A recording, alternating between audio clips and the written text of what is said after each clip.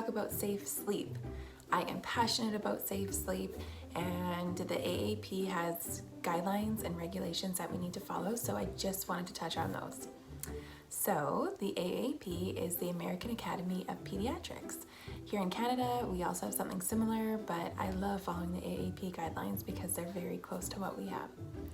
Safe sleep, according to them, means that you have your child in either a bassinet or a crib with a mattress and a fitted sheet and nothing else.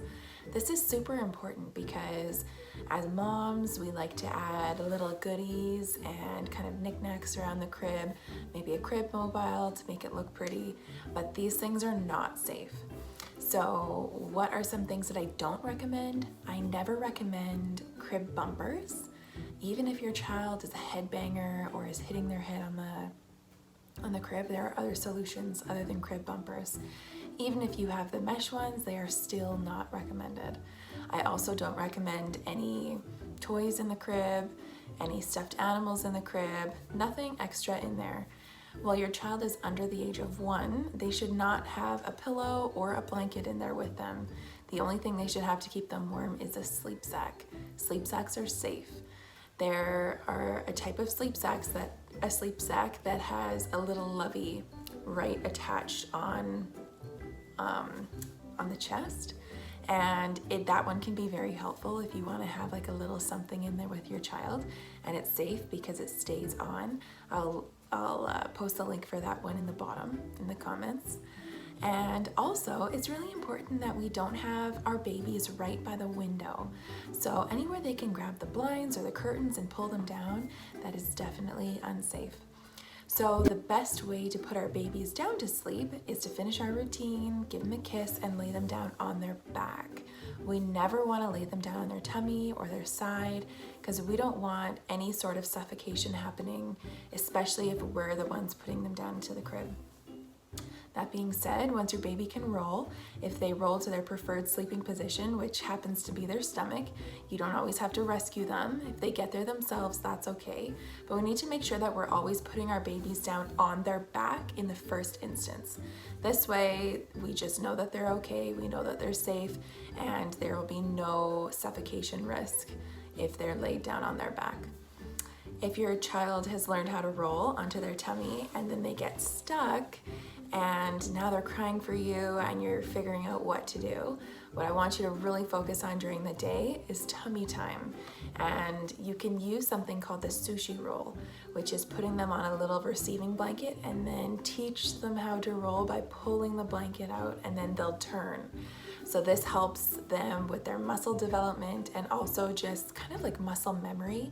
If you teach them how to do it, they'll remember how to do it. So if your child is rolling onto their stomach and getting stuck, and it's really interrupting their sleep because they're waking up every time they land on their tummy, you can help rescue them, but then also during the day, help them practice rolling back to their back. And you might find that once your child learns that they can roll front to back and back to front, they might actually like to sleep on their tummy better anyway. So if your child falls asleep on their tummy, but they got there themselves, that's okay. Another thing we want to be careful of is we also don't want to have too many things in the crib with them. So if they have a lovey, we don't want to give them 5 loveys in there. We want to just give them the one. This way there's not confusion, it's not too much stuff in there, and it's not becoming cluttered. Like I just talked about with your child falling asleep on their stomach, if we had blankets in there, then it poses a suffocation risk if their head gets caught. So we really want to make sure that once they're rolling, that it is nothing in the crib except for that fitted sleep sheet. And dog tots, anything that you add into the crib, a crib wedge, those are not recommended and they're not safe to use. A dog tot can be great to use as a lounger when you're supervising at all times. You can put it on the couch or the counter if your child is a newborn, and you got to be right there watching them. It is not to be used as a sleep accessory, it's just to be used as a good place to put them down while you're doing something else. So anything that's an additive to the crib, I don't recommend. So although our nurseries look beautiful, please keep the crib simple. So don't use a mobile, don't add blankets, no pillows, nothing extra in there, just the mattress, their fitted crib sheet, and your sweet baby in a sleep sack. I do often get asked when you can start introducing a blanket and a pillow. Personally, I would recommend a pillow once they're ready to transition to a bigger bed, which is usually around 3, but the AAP recommends keeping things out of the crib until they're 1. So technically you can start introducing a blanket or a pillow after their first birthday, but if they're happy sleeping with nothing, just their sleep sack, then I would keep it that way. With my own son, he just turned 2 in April, and we just introduced a blanket for him to cuddle, and he loves it.